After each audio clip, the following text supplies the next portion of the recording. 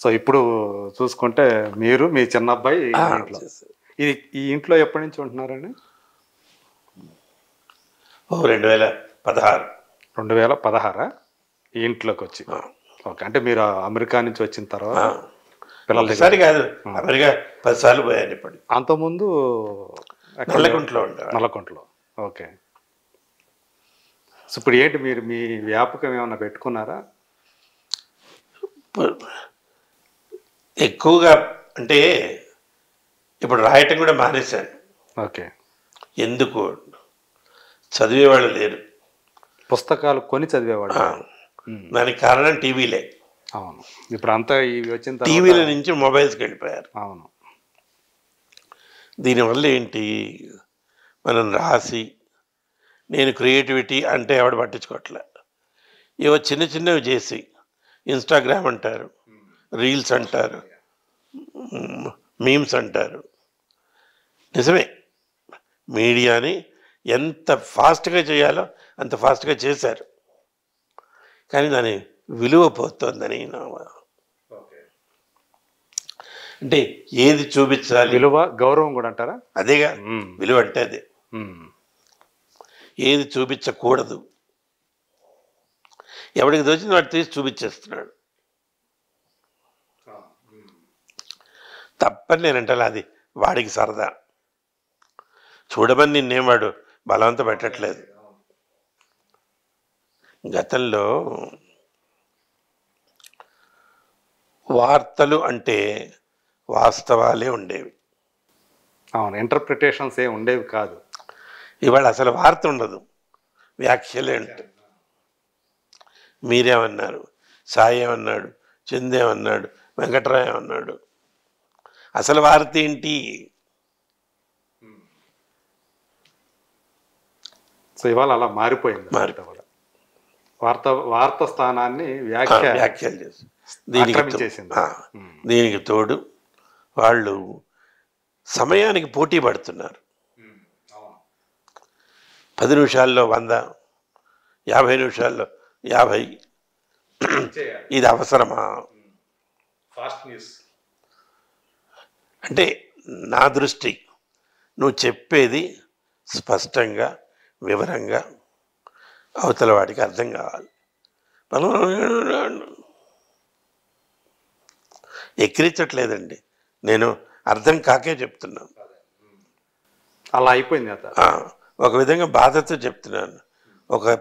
ఏదో ఫంక్షన్కి వెళ్ళాను, అక్కడ వీళ్ళు కనపడ్డారు, మర్యాదగా వచ్చి పలకరించారు. సార్ నేను ఫలానా అండి అని అమ్మాయి అంది. అయ్యో మా క్షమించి, నాకు మీ పేరు తెలియదు తల్లి, నేను చూడలేదు, మేము టీవీలో అయితే చూశాను. అదేంటి సార్ పేరు తెలియదా? తెలుసుకునే టైం లేదమ్మా, మీరు కనపడంగానే తీసేస్తుంటారు, కనబడే ఎందుకు అంత వేగంగా చదువుతారు? అలా మీరు మళ్ళీ చూడాలనే చదువుతున్నాను సార్. ఆ పాప సరదాకే అని ఉండొచ్చు, అంటే మనకి అర్థమైతే మళ్ళీ చూడమని, అర్థం కాకపోతే మళ్ళీ మళ్ళీ చూస్తామని వాళ్ళ అభిప్రాయంతో ఉన్నారు. అదే అపోహ. ఒకసారి ఏమైందంటే, రాజశేఖర రెడ్డి గారు బతికున్నప్పుడు ఆయన ఇంటర్వ్యూ చేయడానికి వెళ్ళాం. ఆయన ఇంట్లోనే పిలిచారు. నేలమాగళ్ళలో ఉంది ఆయన రూము, అక్కడ కూర్చోబెట్టి ఆయన అడిగాడు, ఏమయ్యా ఇన్ని చేస్తావు కదా, ఈ ప్రశ్నలు వాళ్ళు వేస్తారా మీరే ఇస్తారా అన్నాను. సార్ వాళ్ళు అడుగుతారు సార్. చెప్తావయ్యా, ఉద్యోగస్తులు కదా. అలాగే అప్పట్లో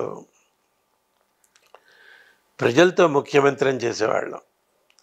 చంద్రబాబు నాయుడు గారు సీఎం, ప్రతి వారం ఆయన స్టూడియోకి వచ్చేవాళ్ళు, వచ్చేవాళ్ళు. ఆయన సంధానకర్తగా ఉండేవాడిని. ప్రజలు నేరుగా ఆయనతోటి ఫోన్లో అడగవచ్చు వాళ్ళ సమస్యలు. అంటే ఏం అడగాలి అనేది ఒక్కొక్క సబ్జెక్ట్ ఇచ్చేవాళ్ళు. ఇవాళ అడగచ్చు. సరే అడిగేవారు, ఈయన స్టాఫ్ ఉంటుంది, నోట్ చేసుకుంటారు, చెప్తారు. అయిపోయిన తర్వాత కొన్ని పరిష్కారం అయ్యేవి, కొన్ని కావు. ఈయన అడిగారు, రాజశేఖర్ రెడ్డి. సార్ మీరు చేస్తారా అంటే నేను చేయను అట్లాంటి ప్రోగ్రాం అన్నాడు. అని ఆ ప్రశ్నలన్నీ వాళ్ళు వేస్తారా అన్నాడు. సార్ ప్రశ్నలు వేస్తారండి, ఏం వేయాలో వీళ్ళే చెప్తారు సార్. సర్దుతారయ్యా మీరు, సర్దుతారు. అలాగే చంద్రబాబు నాయుడు గారు ఎలా ఉండేవాళ్ళు? ఆయన ఆయన అంటే ప్రతి వారం వచ్చేవాళ్ళు కదా చంద్రబాబు నాయుడు గారితో. అంటే మీకు ప్రత్యేకంగా ఒక పరిచయం అది ఉందా ఆయనతో? ఓకే. అంటే ఆయన సీఎం కాకముందే ఉంది. ఎందుకంటే వికాస్ అని నాతో పాటు చదువుకున్న అతను ఉండేవాడు, కుమ్మినేని వికాస్. చంద్రబాబుకి దూర బంధువు. కొమ్మినేని శేషగిరిరావు అని చెప్పి ఎడిటర్గా ఉన్నాడు, వాళ్ళ తమ్ముడు.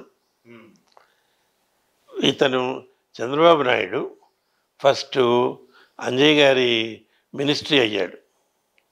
దాంట్లో దాని పేరేంటండి, సినిమాటోగ్రఫీ ఆర్కియలాజికల్ మినిస్టర్గా అయ్యాడు. టీవీలో కవరేజ్ కావాలి, ఎవడు పట్టించుకోడు కదా. అప్పుడు అడిగితే శాంతి చేయవా అంటే సరే. ఏంటి ఇక్కడ జూబ్లీ హాల్ దగ్గర పాతది ఆర్కియాలజీ ల్యాబ్ ఉంది, అక్కడికి రానిమన్ను, అక్కడ వెళ్ళి చూద్దాం. సరే అక్కడికి వెళ్ళి తీసుకెళ్ళి అక్కడ ఒక పురాతనమైనటువంటి శిథిలం కాని అస్థిపంజరం ఉంది, దాన్ని చూడటానికి వెళ్ళాడు ఈయన. అది న్యూస్. దాని దగ్గరికి వెళ్ళి దాన్ని చూపించి, అప్పుడు ఏంటంటే 2 కార్యక్రమాలు వచ్చేవి. ఒకటి భాగ్యదర్శిని అని, అంటే నగరంలో జరిగే రకరకాల కార్యక్రమాలని షూట్ చేసి ఎడిట్ చేసి ఇచ్చేవాళ్ళం. హైదరాబాద్ సంబంధించి. ఇంకోటి భాగ్యదర్శిని అని వచ్చేది. ఒకటి భాగ్యదర్శిని, ఇంకోటి వార్తాదర్శిని. వార్తాదర్శినిలో ఇలాంటి ఐటమ్స్. ఆయన అస్థిపంజరం చూశారు, ఈయన జెండా ఎగరేశారు, ఆయన తమలపాకులు పంచిపెట్టారు, ఇవన్నీ. కానీ దాంట్లో కనపడాలని మంత్రులు అధికారులు ఎంత ఆసక్తి చూపించారంటే ఫోన్లు చేసేవాళ్ళు, కారు పంపిస్తారు. సరే అట్లా అప్పటి నుంచి దాని యొక్క దూరదర్శన్ అంటే ఉండేటువంటి క్రేజ్ అది. కనపడితే చాలు, టీవీలో కనపడాలి, జనం చూస్తారు. అది అంటే వీళ్ళు ఒక 10 సభలు పెడితే వచ్చేటువంటి ప్రభావం ఒక్క టీవీ కనబడితే వస్తుంది. అందుకని అలా ఉండేది. అప్పటి నుంచి తన పరిచయం. అంటే పెద్దగా నేను వెళ్ళి కలిసేవాడిని కాదు, తెలుసు, ఏం బ్రదర్ బాగున్నారా అంటాడు అంత. తర్వాత ఈ కార్యక్రమంలో సీఎం అయిన తర్వాత అలా ఆ ప్రజలతో ముఖ్యమంత్రి వచ్చేది 6 సంవత్సరాలు. సరే తర్వాత రాజకీయాలు మారినాయి, ముఖ్యమంత్రులు మారారు, సరే వేరేవన్నీ వచ్చినాయి. తర్వాత ఇంకో ప్రోగ్రాం ఉండేదండి, సాక్షి అని. మా విలేకరులు ఉన్నారు, వాళ్ళు ఊళ్ళకి వెళ్ళి ఈ వింతలు విశేషాలు షూట్ చేసి తెచ్చేవాళ్ళు, అవి ప్రజెంట్ చేసేవాళ్ళు. అది కూడా శుక్రవారం టక్కున ఆదరణ పొందింది. మీకు గుర్తుండి ఉంటుంది, ఢిల్లీ నుంచి వరల్డ్ దిస్ వీక్ అని ఒకటి వచ్చేది, ప్రణయ్ రాయ్ ఇచ్చేవారు. అలా అయిపోయింది, అది బాగా ఫేమస్ కదా అప్పుడు. ఇది తెలుగులో అలా సాక్షి అని. కానీ అప్పట్లో సినిమాకి సంబంధించి కూడా ఏదొచ్చినా కానీ బాగా చూసేవాళ్ళు. చిత్రలహరి అనే కార్యక్రమం ఎంత పెద్ద పాటలు, వారంలో ఒక రోజు అనుకుంటా వచ్చేది. దానికోసం ఎదురు చూసేవాళ్ళు. మీకు ఉండేదా సినిమా మీద మీకు ఇంట్రెస్ట్ అనేది ఉండేదా? ఇంట్రెస్ట్ ఏంటి, నేను సినిమాలో వేశాను, 2 విడుదల కాలేదు. విడుదల కాలేదు అది? ఓకే. డైరెక్టర్ను ప్రొడ్యూసర్ కొట్టుకున్నారు. ఒకటైతే మొత్తం సెన్సార్ అయిపోయి. ఎవరి దర్శకత్వంలో చేశారు? పూర్ణ అని నా చిన్నప్పటి ఫ్రెండ్. నాటకాలు మాతో పాటు వేసేవాడు. కర్పూర శిల్పం దాని పేరు. దాంట్లో కోట శ్రీనివాసరావు నా తండ్రి, సుబ్బరాయ శర్మ, దేశరాజ్ హనుమంతరావు, శకుంతల, వీళ్ళందరూ వేశారు. అంటే మీ నాటకం బ్యాచ్ అంతా ఇందులో వేశారు. ఓకే. అంటే అప్పటికి వీళ్ళకి ఇంకా పేరు రాదు. బాబు మోహన్ రాలే. మీ అభిమాన నటులు ఎవరు? పెద్దవాళ్ళు ఇద్దరు. ఇద్దరు, ఎన్టీఆర్, ఏఎన్ఆర్. మరి నా అభిమానం పిచ్చిగా ఉండదు, ఈ పాత్ర ఎలా చేశారో అని ఉండేది. అలాగే చిరంజీవి గారు ఉన్నారు, ఆయన అన్నీ నచ్చవు నాకు. ఒకటి రెండు పాత్రలు జీవించేవారు, అది ఈ పాత్ర ఇలాగే ఉంటుంది అనిపించేట్టుగా. కొన్ని తేలిపోతాయి. అంటే ఆయన ప్రజాదరణ వేరు. అంటే మీకు ఆయన బాగా నచ్చింది ఏది? నిజం చెప్పనా, స్వయం కృషి. అప్పటికే తనకి చాలా పేరు వచ్చింది. అవును, పెద్ద స్టార్ కదా అప్పటికే. అయినా ఒక చెప్పులు కుట్టే అబ్బాయిలాగా ఎంత ఇదిగా యాక్ట్ చేశారు. అదే ఇమిడిపోయి ఒద్దికగా. పక్కన ఎవరు, విజయశాంతి, ఆవిడ ఇంకో పెద్ద తినేస్తుంది. అట్లా అంటాడు. ఇంట్లో మరదల్ని ఎలాగ చీదరిస్తామో అంత న్యాచురల్గా చేశాడు. మళ్ళీ ఇది వేరే వాళ్ళకి రాలా. మీకు అట్లా చూసి అంటే మీరు నచ్చినవి ఉండే తేలిపోయినాయి అన్నారు కదా, అట్లా తేలిపోయినాయి అట్లా అనిపించింది ఏంటి? చిరంజీవి గారివా?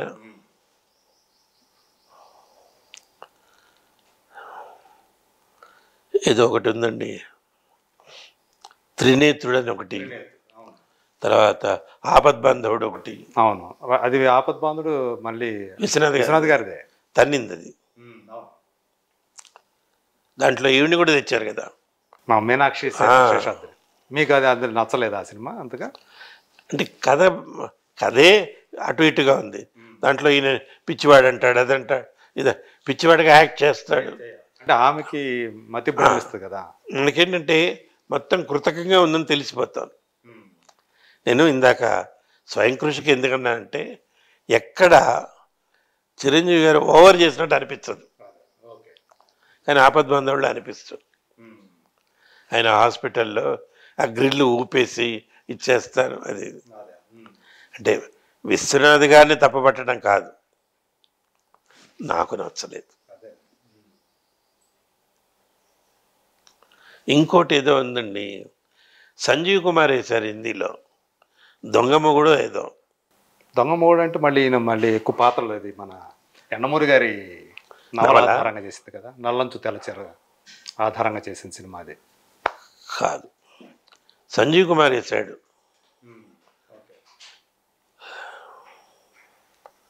దాన్ని వీళ్ళు తెలుగులో తీశారు, ఈయన వేశాడు అది. సంజీవ్ కుమార్ ఏంటంటే అప్పట్లో హేమమాలిని పెళ్లి చేసుకోవాలని ఉండేది. ఆయన కూడా పెద్ద శరీరం, కదలలేడు. ఆయన కూర్చుని యాక్ట్ చేస్తాడు, ఇట్లా ఎడం చేయి తిప్పుకుంటూ. పాపం చనిపోయాడు అనుకోండి.